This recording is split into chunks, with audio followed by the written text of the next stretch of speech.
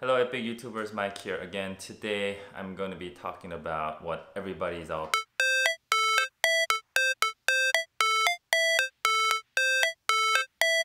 I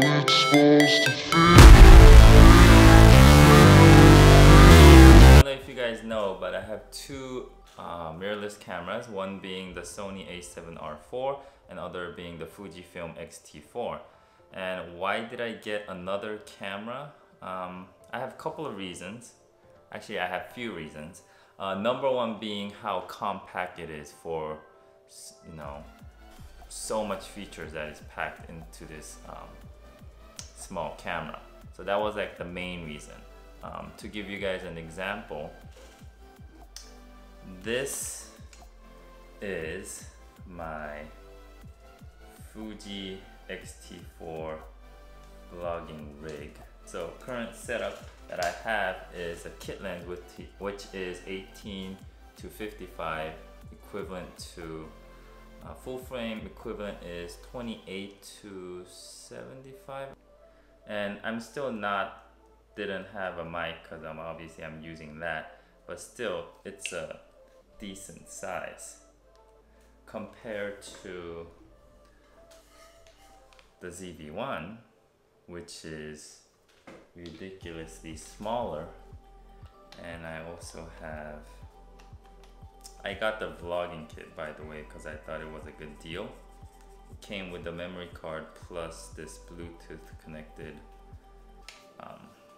handheld little tripod per se. So compared to these two, obviously the ZV1 is way smaller.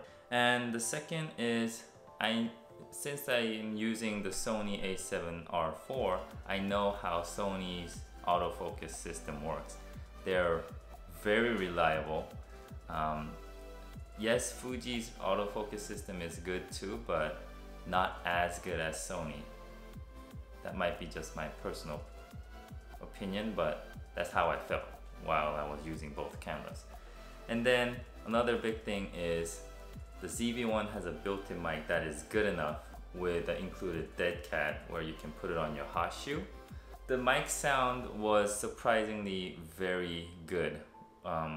It reduced a lot of other distraction noise with that cat on the top, and it was very usable.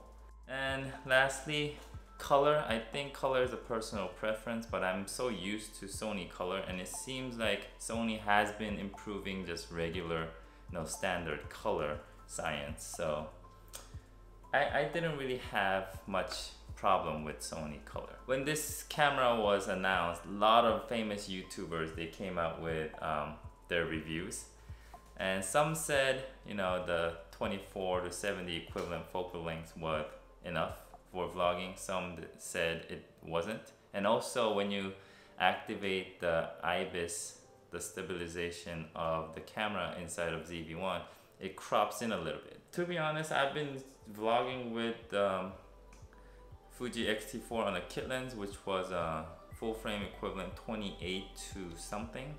So I'm kind of used to that focal length. So I didn't think it was too tight.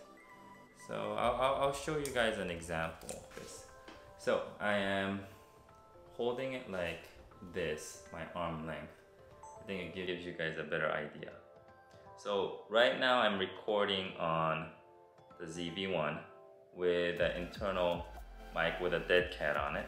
Everything standard, everything auto, white balance auto, and shutter speed, f-stop, and ISO is also auto. And it looks good, and you can see that I have it like this. If I wanted to grip it a little bit longer, I can probably do this. And I think that is good enough frame that you can fill in other information on. And of course the autofocus is like super accurate on this. And I kind of like the color. It looks very well white balanced color per se. So you guys decide if it's too close. If I do it like this, basically it's way too close. But if I just, and it's light enough where you can actually hold it like this for a pretty decent amount of time. easy to hold, pretty good distance. And also I believe I have the stabilization on as standard, so it did punch in a little bit. So whenever I'm shooting video, I usually put everything in manual, so I never shot anything full auto. But obviously this camera ZV1 is meant for run and gun shooting. So I tried the auto and it seems very good, very reliable. One thing that I had that I didn't really like was whenever I'm going in and out of shadows a lot, like, you know, dark areas to bright area constantly, the exposure is changing too much.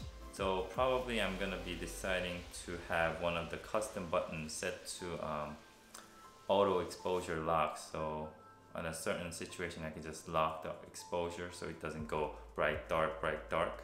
I was trying different modes because I didn't want to use the full automatic mode, and I tried both aperture priority and shutter priority for just regular run and gun vlogging, and I found out that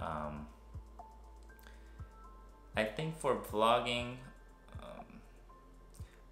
shutter priority is better than aperture priority in my opinion, because keeping that 180-degree rule on the shutter makes the image look more natural than having a consistent aperture on your subject. And then one way to overcome not getting such a high aperture when you're using shutter priority is you can have an ND filter on, so it will probably go up to like aperture 5.6 on a sunny day with shutter speed 50 and ND filter on. So I think that's usable on a super bright sunny day, where if I use an aperture priority, the shutter will go up to like more than 500, 600, where all the motion looks so super smooth to your eyes. So I think for vlogging purposes, I think shutter priority is way to go. And on a sunny day, you can always turn on the ND filter.